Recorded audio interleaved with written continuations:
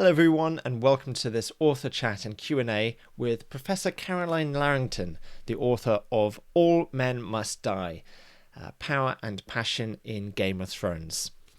I had a few internet connection problems at the beginning of this event, so I've recorded this introduction separately and afterwards we'll cut back to the video of the live event, after which point the connection has stabilized. So my name is Gabriel Schenk. I teach at Signum University's Faculty of Literature and Language, which offers a master's degree program including Germanic philology and fantasy literature.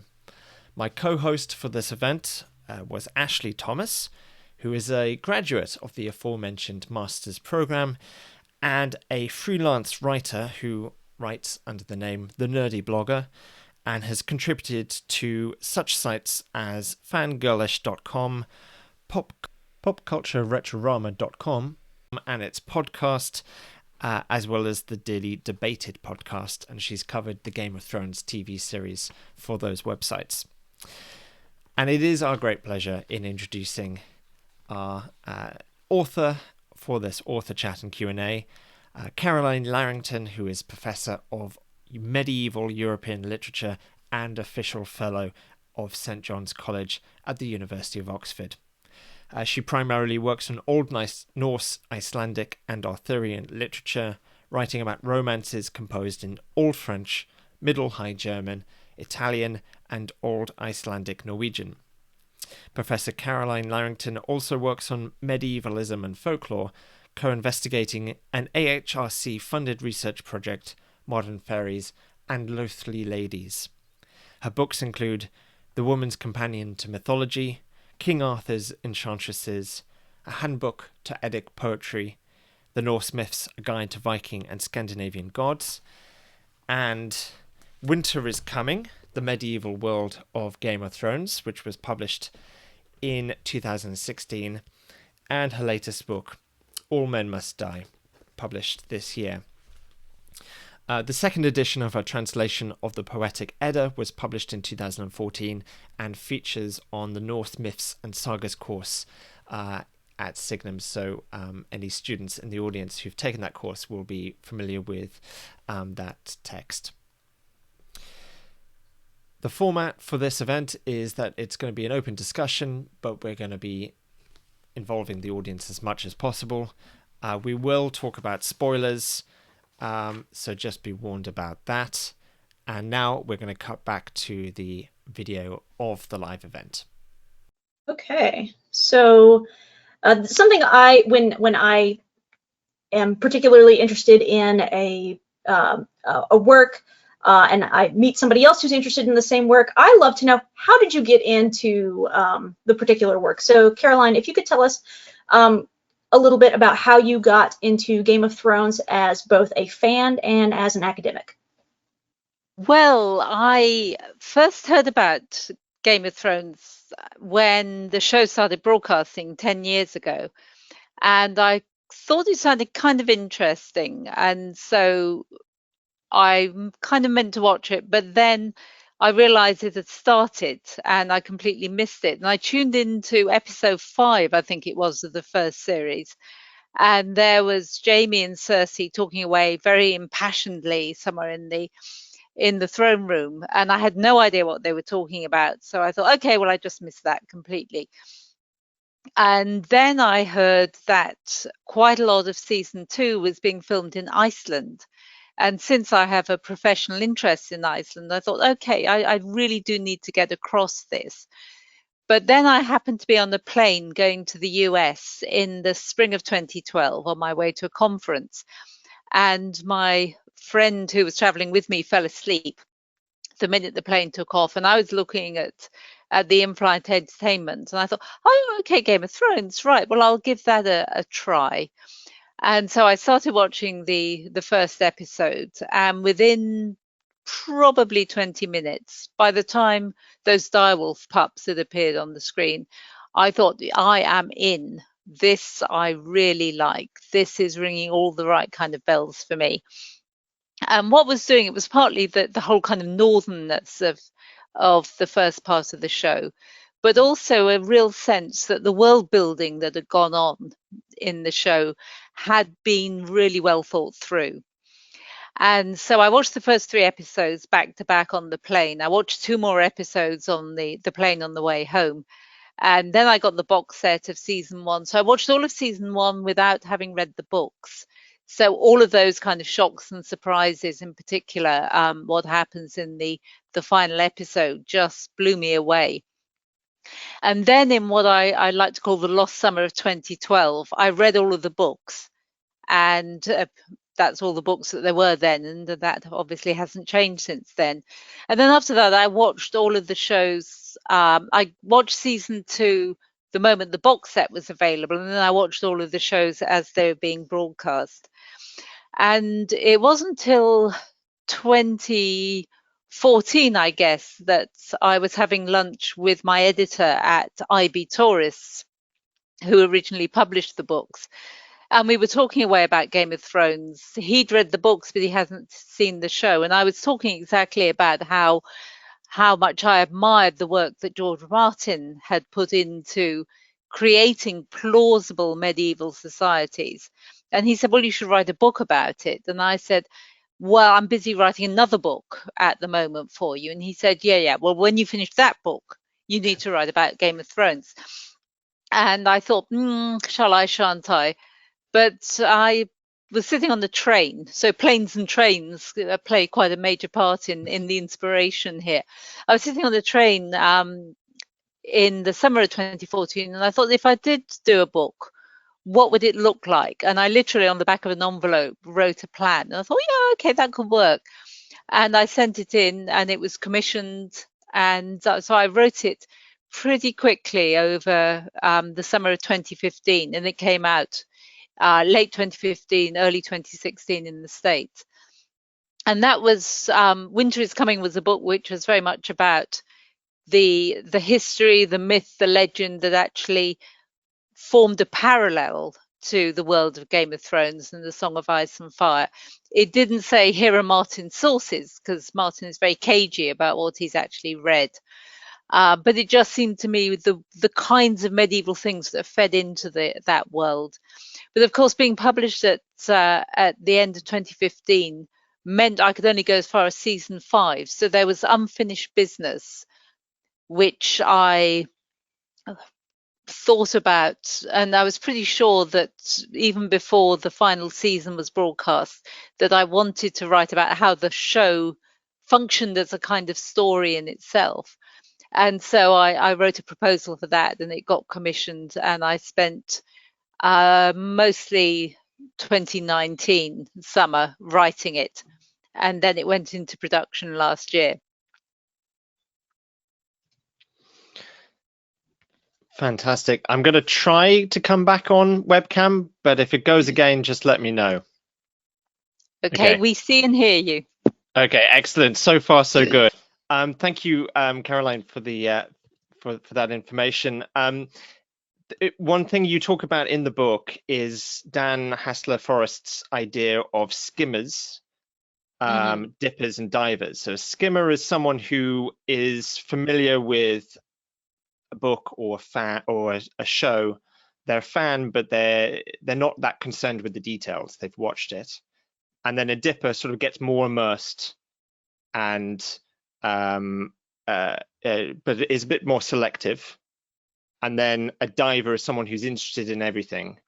And you say you're more of a dipper because you're interested in certain aspects, but you don't know, the Targaryen line going back 4 centuries and that kind of thing. Yeah, I think that's a pretty useful distinction that Dan Hassler-Forrest makes there. And you can see when, even Donald Trump and before him, Barack Obama clearly knows something about Game of Thrones, and there's some reference that he makes in one of his speeches to Daenerys. But when pressed, he said, "Oh, yeah, I haven't, I know something about the show. I've seen some of it." But for the diehard fan, obviously seeing some of it is nothing like enough. And I think I'm obviously going to read the rest of the books when Martin ever gets around to finishing them. but I haven't read Dunk and Egg, and I haven't read Fire and Blood, because I'm not sure that I'm that interested in the entire history of the known world. But that might change, because I have kind of noticed myself becoming interested in the stories coming out about the first prequel, which is now being cast and it's going to go into production as soon as it's possible. And I have been on quite a few Game of Thrones location tours. And I've, now that the book has come out, do I want to go on any more? I don't know. I think I probably would if I found myself in Dubrovnik. So I am quite selective in my interest in the show, and I really don't care about things like the Second Blackfire Rebellion. So I would be hopeless going on Mastermind or some kind of quiz show and answering questions on the world of Game of Thrones. But the things that I'm interested in, I am really very interested in. Gabriel and I were discussing where we landed the other day, and Gabriel, I believe you described yourself as more of a skimmer. Gabriel's frozen again. Oh no. While we're waiting for him to come back, I am somewhere in between a dipper and a diver. Because I have read Fire and Blood, The World of Ice and Fire, and I have read all the Dunk and Egg stories. In fact, the first Dunk and Egg story was my introduction to A Song of Ice and Fire. Right. Yeah, and I'm particularly interested in Dunk and Egg because Duncan is reportedly, according to Martin, one of Brienne of Tarth's ancestors. Thus, she's my favorite character in all of fiction. So I've got to dive into that. But I reading those works, actually, I felt like enhanced my enjoyment of the television series, just for nothing else than noticing background details. Things like when Jon and Sansa take back Winterfell, and the Stark banner that's dropped is actually the inversion of the Stark colors, which is the bastard banner.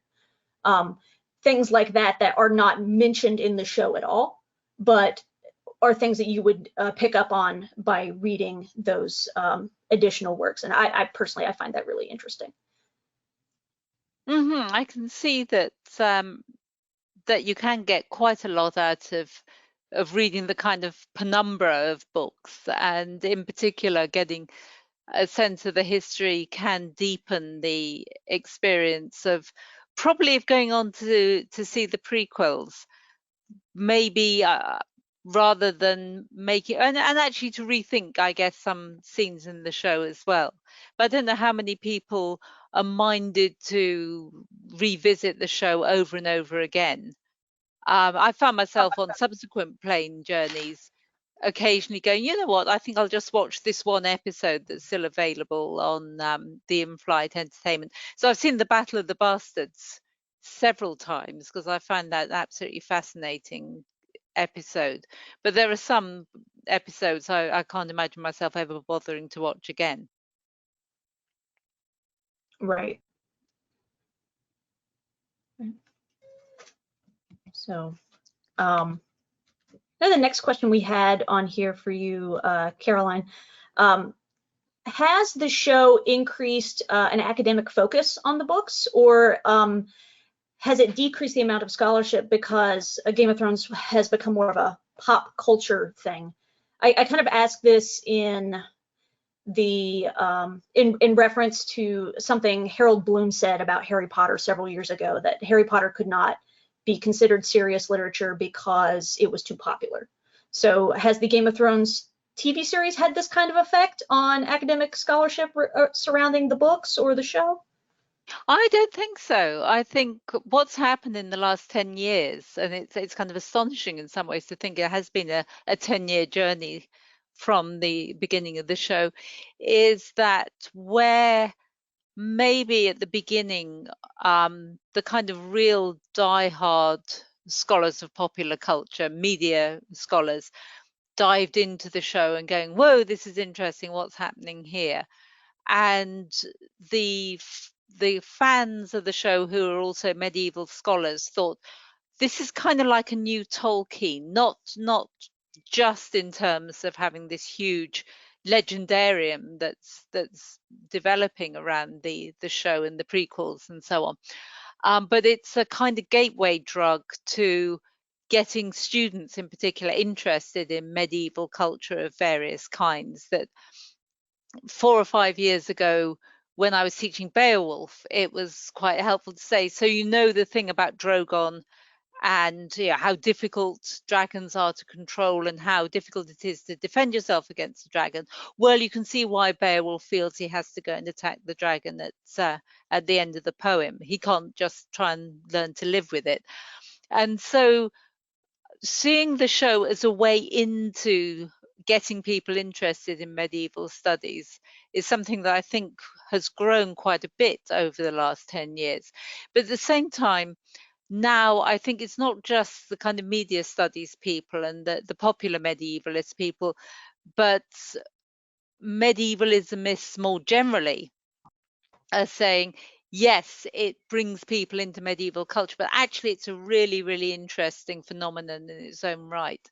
And one of the things that fascinated me when I was doing some research for the latest book was finding out just how many countries, 207 countries across the world, the show has been broadcast in, 187, I think it is, on simulcast, which meant that a sizable proportion of the audience there were getting up at some ungodly hour of the morning.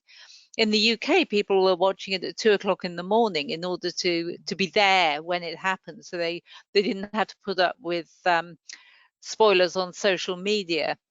And I know of no other show that's had that kind of impact.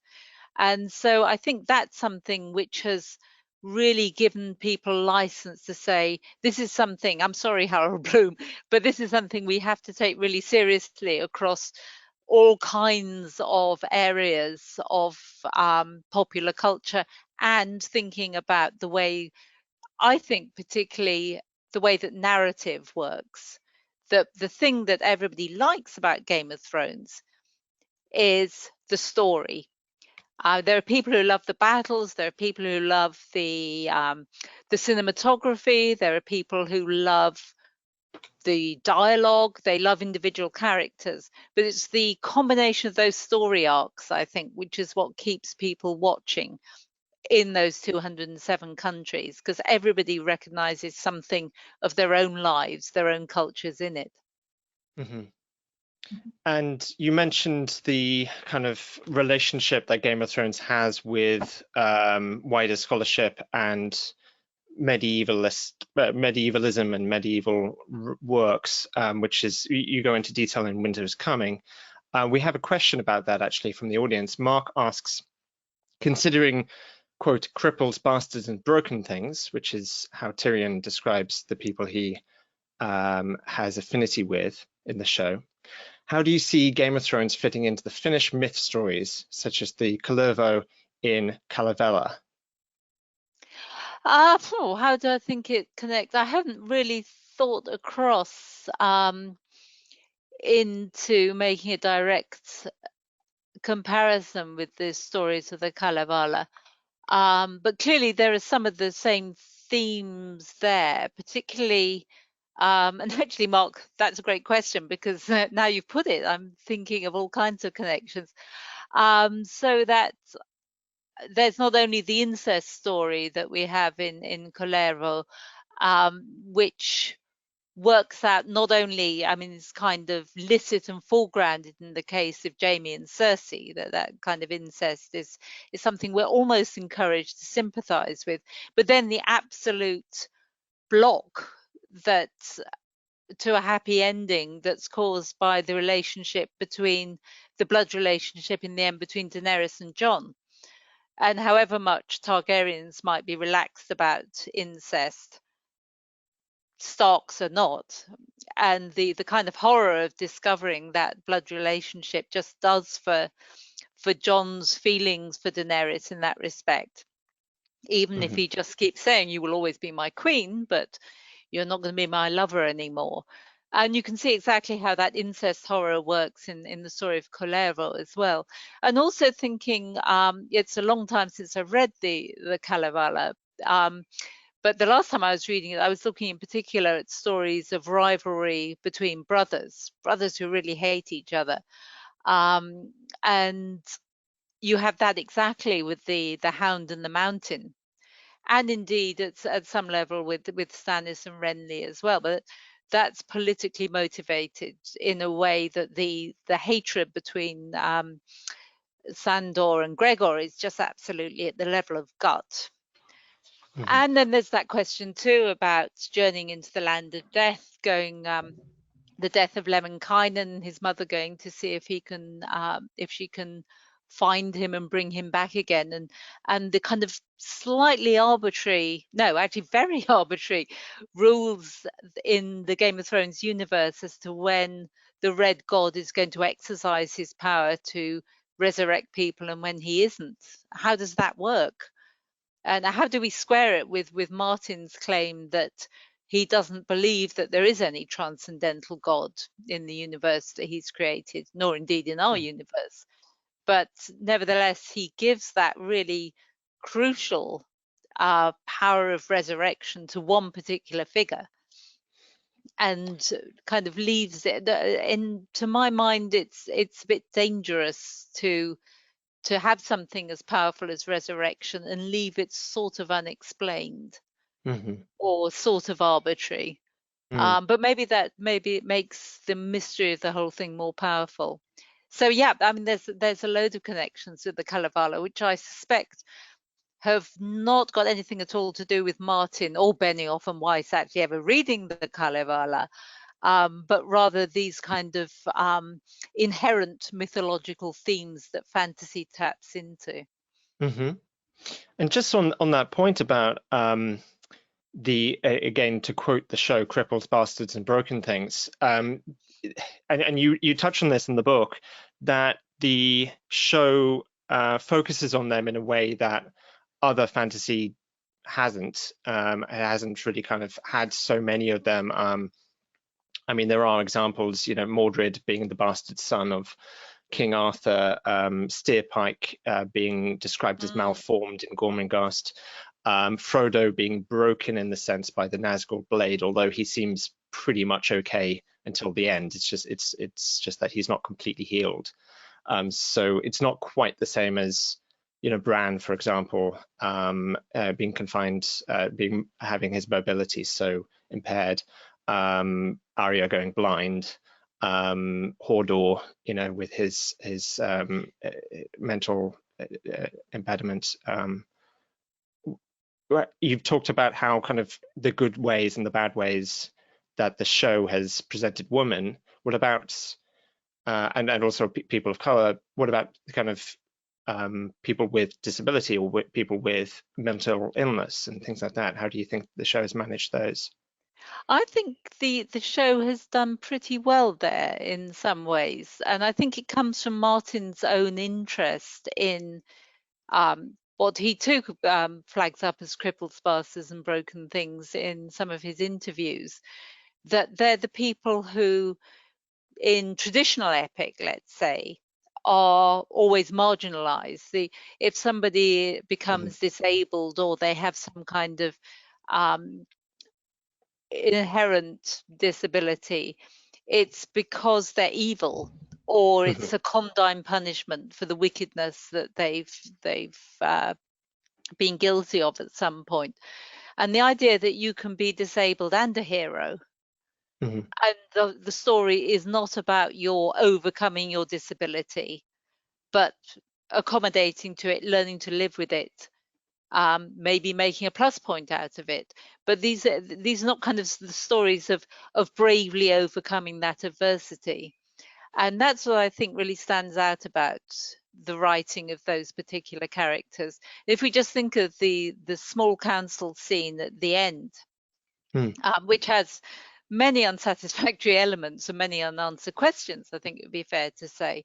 But there you are, you've got the fat guy who can't fight, as Martin calls him. You've got Brienne there, captain of the King's Guard. You've got the son of a crabber in the form of Sir Davos. You've got a dwarf. You've got the guy in the wheelchair is the king. You've got a whole conspectus of people who don't look like epic hero winners. And I think there's something quite impressive about the way both the show and the books handle that. Yeah, and different, as you say. Yeah. Ashley, over to you. So, there are a lot of different things that we could talk about within the series, but I hear that you are a big Jaime Lannister fan. Caroline, is it true? Yeah, I love Jaime. Yes. I do. And because I personally just have a very vested interest in how Brienne and Jaime are going to play out in the books, and to be perfectly honest, I was extremely disappointed with what happened in the show. Can you tell me how you feel about Brienne and Jaime? Well, I have pretty mixed feelings about Brienne and Jaime in that final season, because I thought some of the best writing in season 8, and maybe one of the most powerful scenes in the whole of the season, was the scene where Jaime knights Brienne. I would agree.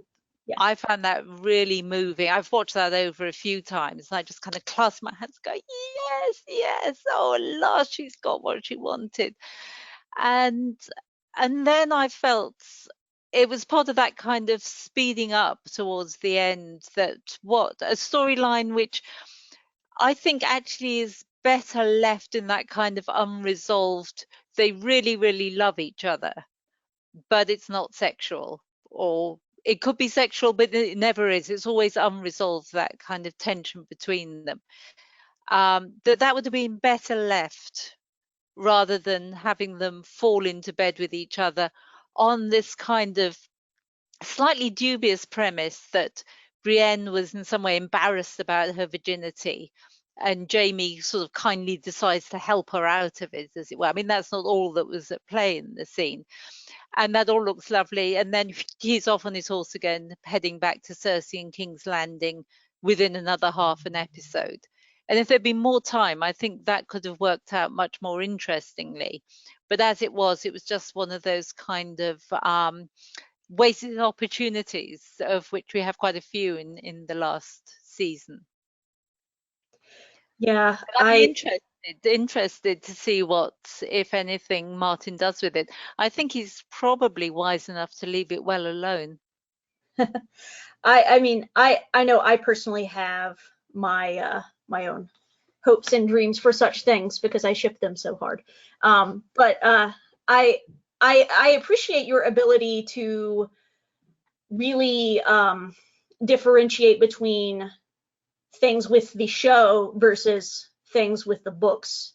I came to the world of Westeros in 2006, so I've been invested in the story, like the book story, for 15 years now, and then so that my expectations are more book driven, and for me the challenge is I have difficulty differentiating between how I read and doing like a close reading of the books, and how I see their character arcs being inverse and parallel, and then there's a certain point in the books where I feel like they're just about on the same page, and if they split, then we're going to have something like what happened in the show. And I don't think that's what's going to happen, but I appreciate your ability to differentiate between the two. I'm too emotionally invested to be able to do that, unfortunately.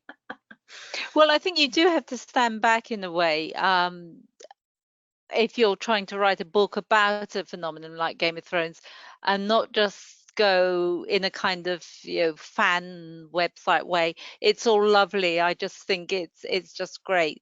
But also, there's no point in getting cross with the showrunners about the decisions that they made for all kinds of good reasons. When you read the press around what they say, you can see actually maybe filming the dawn scenes was really, really difficult, that getting access to the Alhambra was something they got as a kind of one-off, and then the authorities said, no, you can't film there anymore. And suddenly that feeds into the problems that the Dawn storyline was also throwing up with the fan community too.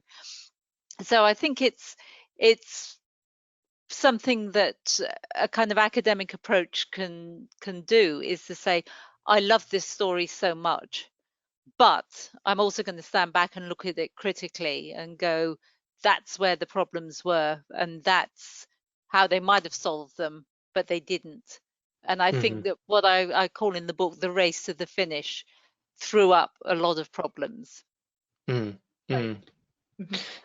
I think, kind of on that related point, there was a lot of strong feeling about Daenerys in season 8. And I think you do a really great job in this book of looking at her story objectively and as a whole, not just, those last few episodes as well.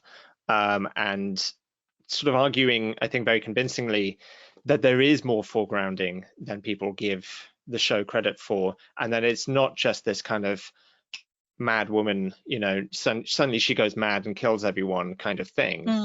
But I don't know if there was a failure to communicate that well enough, although Tyrion sort of tries to do it in one of his speeches to sort of make that case that, this hasn't come out of nowhere. Though it is a kind of info dump at that point, I think, isn't it?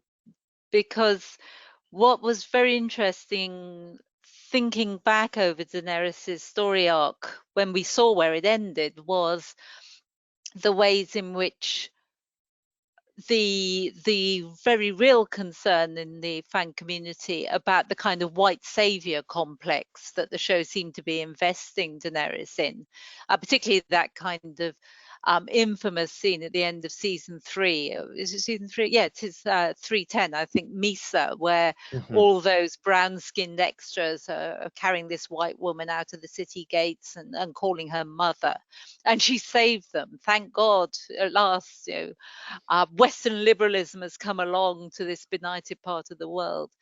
And everybody, many commentators are really concerned about that. But you can kind of see that already. I think the showrunners are also concerned about the optics of that, and the idea that it's okay to have a white savior, or maybe it's a bit problematic. And then it becomes much more problematic when the white savior starts developing a huge messiah complex. And then decides she's going to destroy everybody who doesn't agree with her, that, as she says to Jon, they don't get to choose.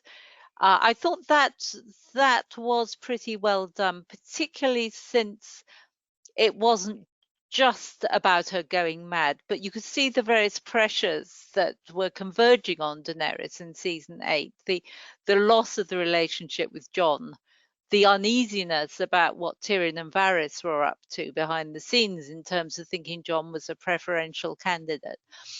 And just seeing the way that Jon interacted with his sisters, what it felt like to be part of a family who you could love and you could trust, as against her own appalling experience of sibling relationship with them not very much regretted Viserys. And so I think you could see all of those things coming together with Daenerys. So it didn't just look as if she suddenly went, whoa, I've just gone mad. But the final straw was obviously the death of Missandei, I think. And I thought that was, although there was great outcry that one of the major characters of colour got her head cut off at that point, nevertheless, Missandei was just about the only person who loved Daenerys for herself at that point, and who Daenerys loved too, without fear or favour, as it were. And you could see how all of those pressures came together in Daenerys. And so I was not as horrified by Daenerys' ending as many people were, because I thought the work had been put in the storytelling in the show to make that plausible. Right. Yeah. I'd be interested to hear from audience members as well, where they fitted into that. Ashley, over to you.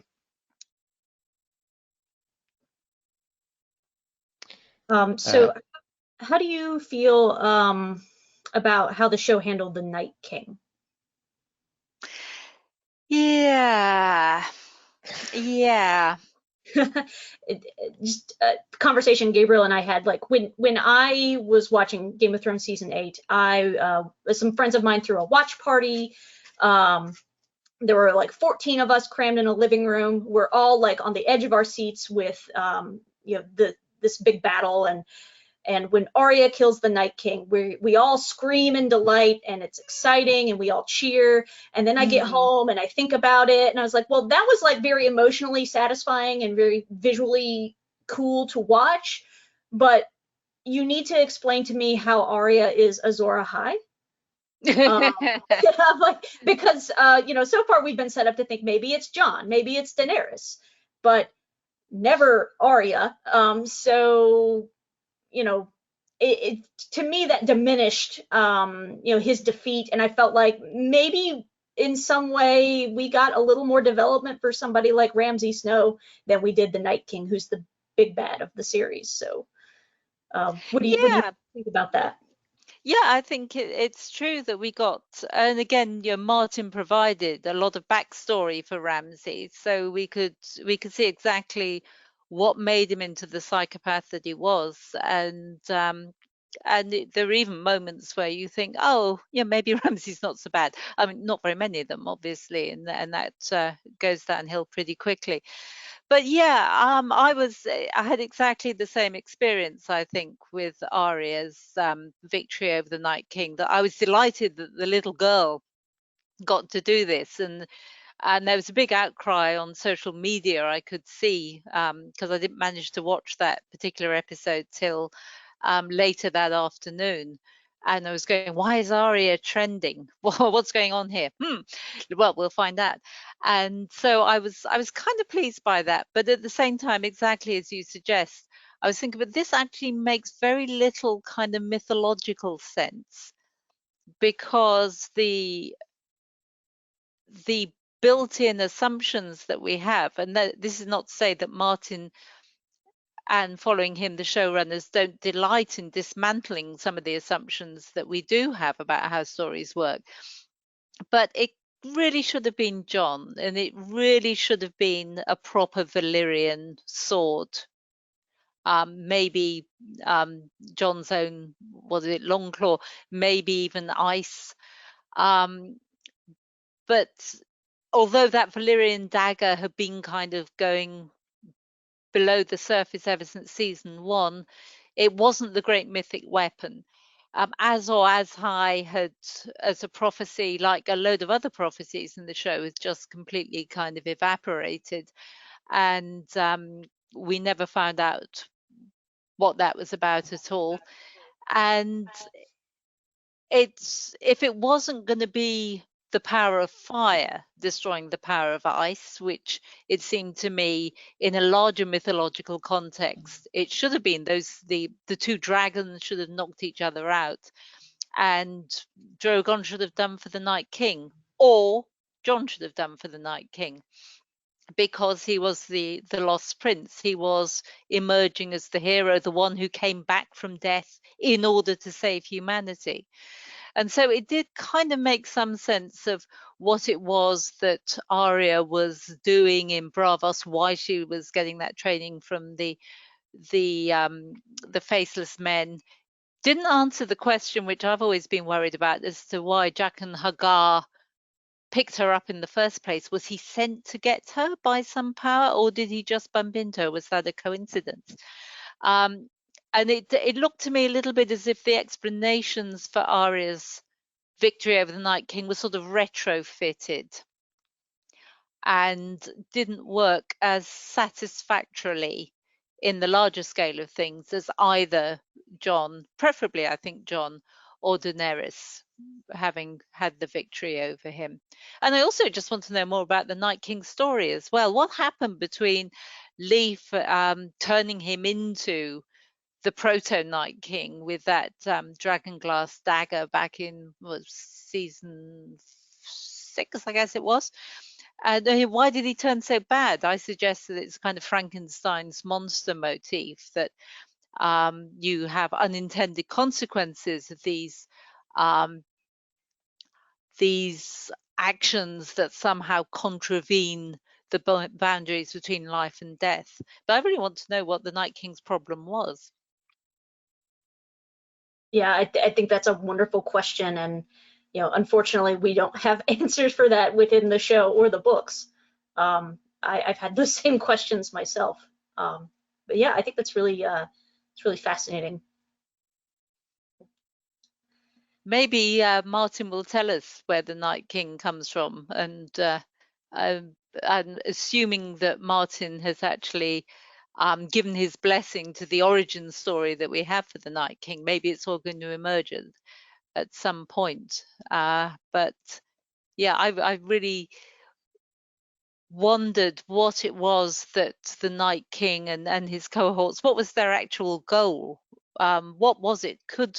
I asked myself, could John have negotiated with the Night King at some point, make them just go back to the lands of always winter with something that would keep them happy, like, I don't know, a Netflix subscription or something? Is that what it would have taken?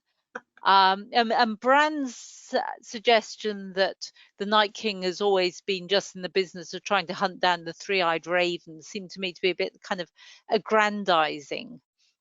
I know that Bran did work as bait, kind of, in the Battle of Winterfell, and sure enough, that was where the Night King headed for.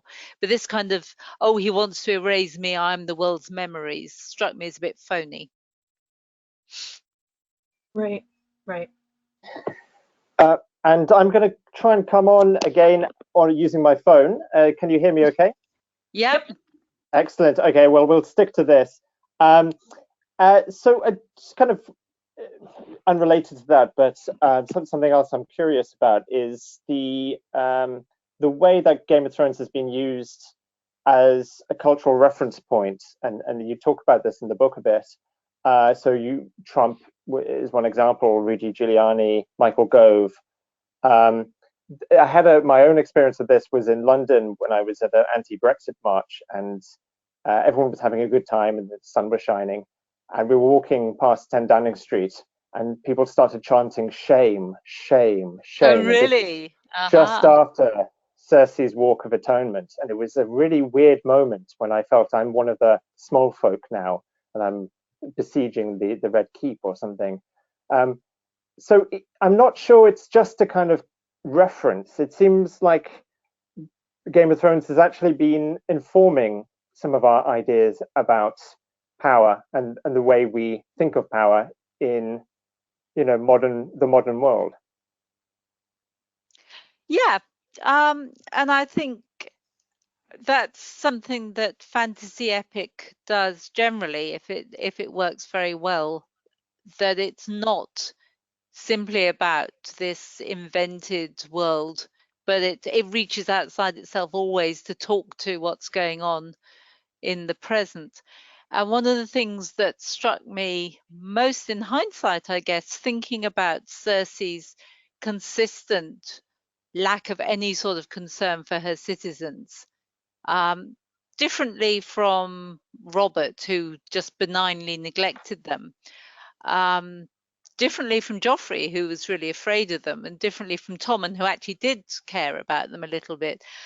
The way that Cersei, and then in response to that, Daenerys as well just said, "The little people can go hang." Struck me as really resonating with figures like Bolsonaro in Brazil.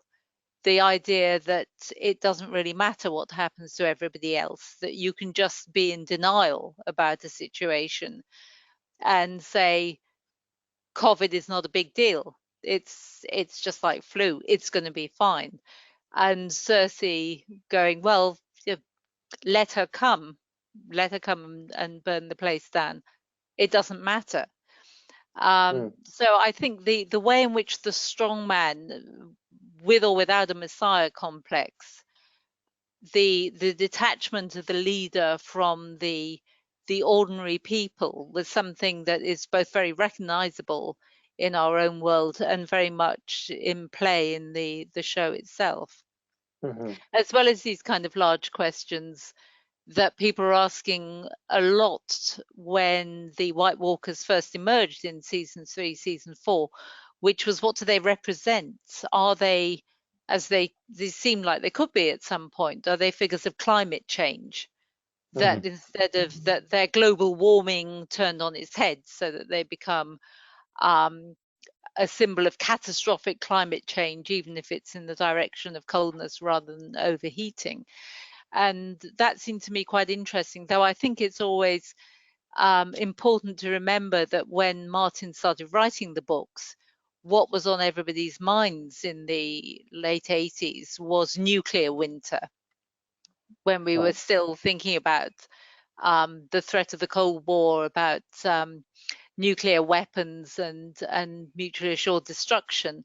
There was the idea that a nuclear war would bring something like a long winter, which really informed Martin's generation to some extent. That was the fear that people had. And the idea of the wall, which he always refers to Hadrian's Wall, but of course, again, when he was writing, the Berlin Wall had only just come down, and that was the wall which seemed to me to be more significant in his thinking, a wall that keeps people who are very, very similar to one another apart. And you can see the way that Trump kind of took up the idea of the wall, I think, without really understanding the way in which it resonated in the show as just a wall is a good thing. We will have a wall. Yeah, and similar to Giuliani with the kind of trial by combat, just sort of saying the words without necessarily thinking about those implications. I think he could be a bit of a skimmer. Yeah, exactly. Definitely not a dipper or a diver. It's one of the questions you ask at the beginning of this book is, why is Game of Thrones so popular, especially around the world? And in a way, the whole book is an answer to that question, because it's universal. It's about these integral things, power and passion. But one of the possible answers which you suggest, or which you say others have suggested, is that it's just escapism. That there is something nice about escaping into another world, and I've never found that with Game of Thrones. It's never felt like that. In fact, during season 8, I had to keep on pausing it and reading BBC News. I had to escape from fantasy into reality. So it was the other way around. And it does seem to have that kind of much stronger link to reality than other fantasy does. But actually, all fantasy does have something like this. Yeah, I think it's right that it's not purely escapist. But it's not an allegory either, and that's quite important. This is not Game of Thrones as or Westeros as a kind of anti-Narnia. Perish the thought.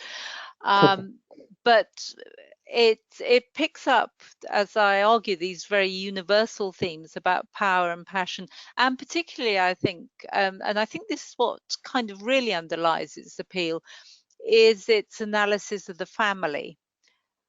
Because everybody has a family wherever they are in the world, and even if you have slightly different structures of family organization, nevertheless, people who are watching the show can see how the older generation tries to mold the younger generation to fulfill the hopes and dreams that they had but maybe didn't get to fulfill.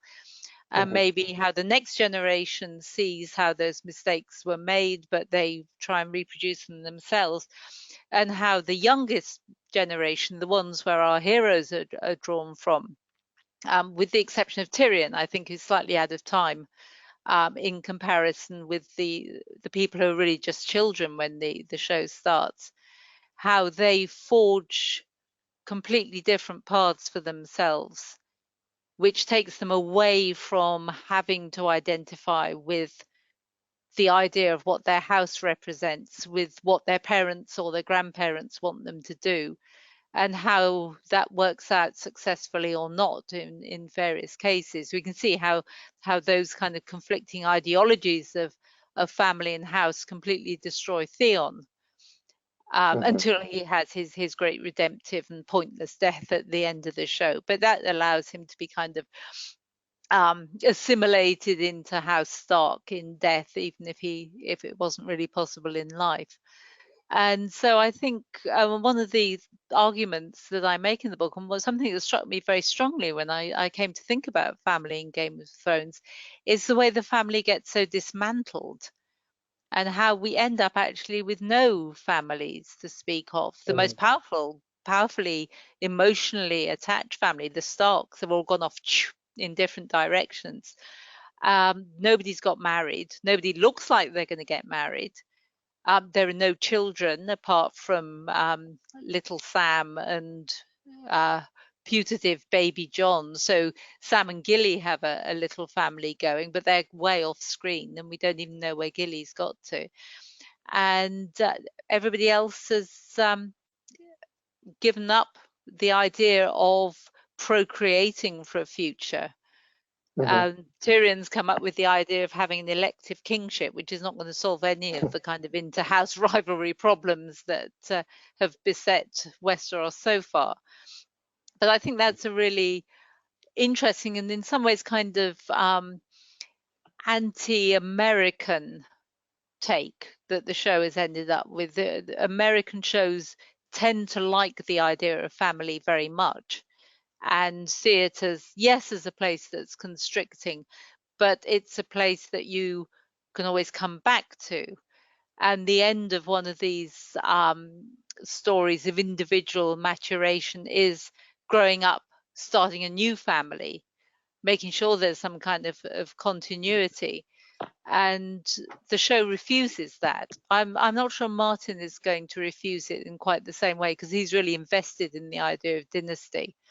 But the show has just kind of closed the door on any real continuation of the story where we are now, unless we all follow Arya off to discover America. Yeah.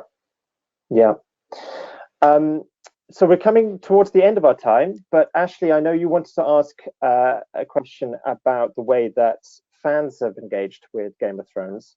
I did make you a presenter in case you wanted to share your screen and show some of the photographs. Otherwise, we can put them back in the edit. I'm not going to risk sharing my screen because it will blow up my internet connection. Yeah, well, let's see if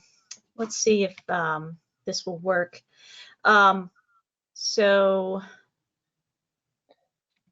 can people... and we should say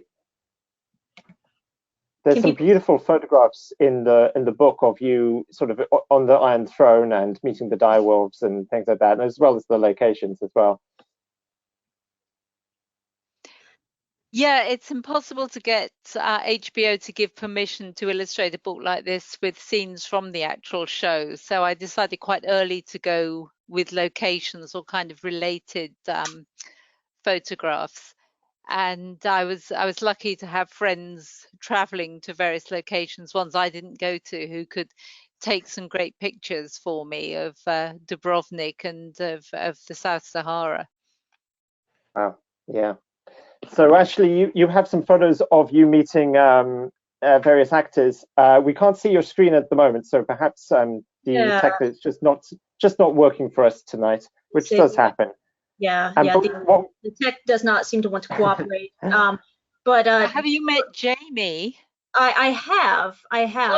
In fact, I met him July 2019 at Con of Thrones in Nashville, Tennessee. And he knighted me while I was dressed as Brienne of Tarth. Wow. He was a very sweet man. And for full disclosure, for those who have not met me in person, I am 5'3". Gwendolyn Christie is 6'3". So I dubbed myself that weekend fun size Brienne of Tarth. But I was very nervous before meeting him. I rounded the corner where they had him, like, kind of this isolated area for photo ops, and he saw me and he threw his arms up in the air and he said, "It's perfect." And I was like, "Oh, thank you." That makes everything worthwhile. Yeah, but he was a very sweet guy, and I'm very sad that the tech is not cooperating so I could share these photos. But Gabriel, I hope we can put these in the edit. Yeah, and we'll send them to you as well, Caroline, so you can Oh see yeah, them. I really need to see that. The only Yeah. actor I've met in the whole show is the Mountain. Oh, Thor. Yeah, Yeah. and that was kind of predictably at baggage reclaim at the uh, airport in Iceland when I was on my way there for, in one of my trips. Oh, it's actually in 2018. It was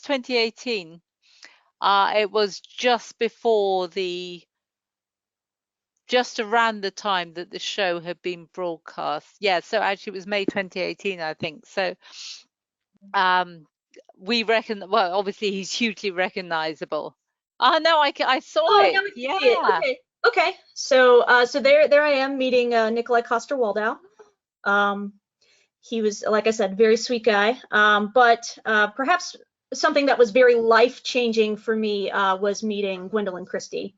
Can That everybody? is a size difference. Yeah. Yes. Karita Alexander, who's a staff person here at Signum, dubbed this picture, I feel like I'm looking at Ashley and Dire Ashley. Made me laugh for about 15 minutes. So I feel very complimented. But anyway, Gwen was wonderful. She is such a sweetheart. Took time to talk with everyone and spent a lot of time just. Oh, you get your own Iron Throne too. Yes, and so there's me in full Brienne of Tarth cosplay sitting upon the Iron Throne. It's unfortunate that I can't get my webcam to work because I do have my Brienne of Tarth armor up on a mannequin in my background, so you all could see it. But anyway, this picture was also taken at Con of Thrones in July 2019. So this is one of the ways that I engage in fan culture with cosplay, and I'm a very much an amateur cosplayer. I have good friends that are, I mean, they could be professional costumers for just the amount of skill they have and just things they've done just for fun on their own. And they've done Cersei, Littlefinger. Another friend has done Daenerys. So it's for me. This is kind of like a nice hybrid between like. I love wearing costumes, so this is a fun thing for me. But also, if I had not studied literature, I would have studied theater or film. And so for me, this is the way I like to engage. But I know what are some ways that you personally find interesting of fans engaging with a text? I don't have much experience of Comic Cons, or I'm not particularly interested in fan fiction. But what I have really enjoyed has been going on the location tours and talking to other fans about how they came to the show and what they liked about it. And also, I was very lucky on both on the Icelandic location tour I went on and on one of the Irish ones to have the tour led by an extra who had really been in a lot of the show and had the most amazing stories to tell of behind the scenes action and how various things really worked or didn't work in some cases. And so I kind of treasure some of the anecdotes that I learned from that, and so did the other fans as well, particularly Adrian, who is Davos's body double, who led the tour. The first tour I went on in Ireland was just the funniest man and had such a hilarious story about Balon's funeral that I'll remember it to my dying day. That's wonderful. Fantastic. Okay, well, I think we are sort of pretty much run out of time, but thank you so much, Caroline, for giving us your time and sharing your expertise and your knowledge and your enthusiasm about Game of Thrones. And I can't recommend All Men Must Die enough. For anyone remotely interested in Game of Thrones, I think it's a must buy. Yes, exactly. I'm holding my copy up to the webcam as well, but you can't see me. So do check the book out, and also look into Winter is Coming, which is a bit easier if you haven't seen all the show because it flags up the spoilers. So perhaps start off with Winter is Coming, but All Men Must Die is the must-read if you've seen all the show. And it's really helped me sort of understand the show in a new way and definitely see past the ending, just see the whole thing as one package. So it's been really, really useful for me and for you as well, Ashley, I think. Yeah, for sure. So so thank you so much, Caroline. Well, thank you so much for the invitation. It's been really interesting to talk to you both, and the questions from the audience too. And I hope we'll hear more from you about the world of Essos, if not Game of Thrones. We'll have to see what the spin-offs are like. Indeed. Yep. I can't wait. Fantastic. Okay, great. Well, thank you, everyone. Thanks for pursuing with us as we experience some technical problems.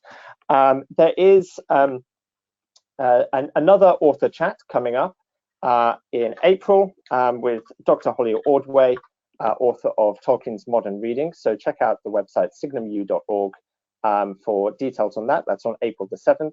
Until then, thank you once again, Caroline, and stay safe, everyone. Keep reading, keep watching, and we'll see you again soon. Thanks, everyone. Goodbye. Bye-bye. Thanks. Bye.